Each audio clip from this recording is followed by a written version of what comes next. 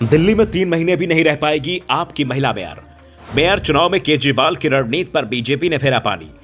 आप अप्रैल तक चुनाव टालने की कर रही थी तैयारी। उपराज्यपाल ने 6 जनवरी को बुलाई निगम की बैठक। 6 जनवरी को हो सकता है मेयर पद का चुनाव। दिल्ली नगर निगम चुनाव में बीजेपी ने हारने के बावजूद आपके साथ खेला कर दिया। आपकी महिला मेयर की 3 महीने का कार्यकाल भी नहीं मिल पाएगा।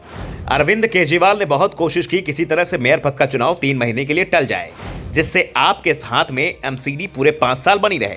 लेकिन बीजेपी की रणनीति के आगे केजरीवाल बुरी तरह से फेल हो गए। अब आपके पहले मेयर का कार्यकाल 1 साल का नहीं बल्कि 3 महीने से भी कम का होगा। दरअसल दिल्ली एमसीडी एक्ट में मेयर का कार्यकाल 1 अप्रैल से शुरू होकर 31 मार्च तक माना गया है। मेयर का चुनाव साल में किसी भी दिन हो, लेकिन उसका कार्यकाल 31 मार्च को पूरा मान लिया जाता है और 1 अप्रैल को फिर नया मेयर चुना जाता है।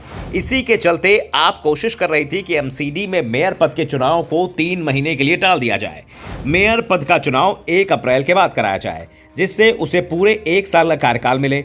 1997 में ऐसी स्थिति बनी थी, तब फरवरी में एमसीडी का चुनाव हुआ था, लेकिन एमसीडी की बैठक 1.5 महीने के बाद अप्रैल में बुलाई गई, जिससे मेयर को पूरे 1 साल का कार्यकाल मिल गया था। इस बार भी वो वैसे ही कोशिश दिल्ली सरकार की ओर से की गई थी, लेकिन उपराज्यपाल ने दिल्ली सरकार की रणनीति पर पानी फेर दिया और मेयर पद के लिए चुनाव का ऐलान कर दिया। एमसीडी में पहला मेयर महिला होती है और एमसीडी में बहुमत आपको मिला है। ऐसे में पहली महिला मेयर भी आपसे बनती है। मेयर चुनाव के लिए दिल्ली के उपराज्यपाल ने तारीख तय कर दी है। एलजी वीके सक्सेना ने मेयर और डिप्टी मेयर के चुनाव के लिए 6 तारीख तय की है।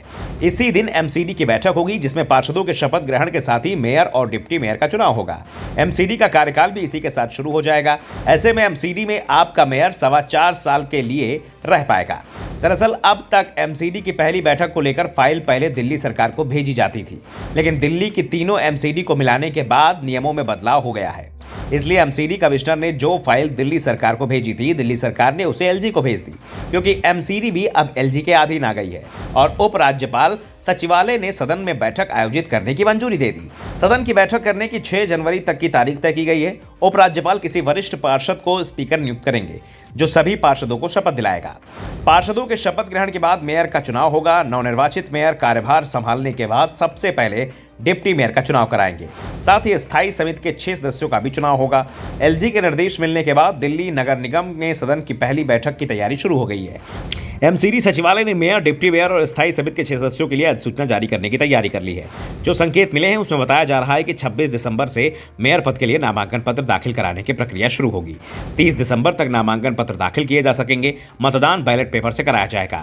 डीएमसी एक्ट में पहले साल महिला मेयर चुने जाने का प्रावधान है, जबकि डिप्टी के मामले में कोई नियम नहीं है। दूसरे साल मेयर पद सामान्य रहता है।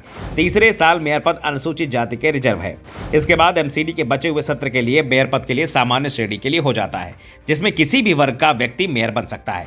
एमसीडी की सबसे ताकतवर संस्था स्थायी समिति के अध्यक्ष पद पर आरक्षण का प्रावधान नहीं है।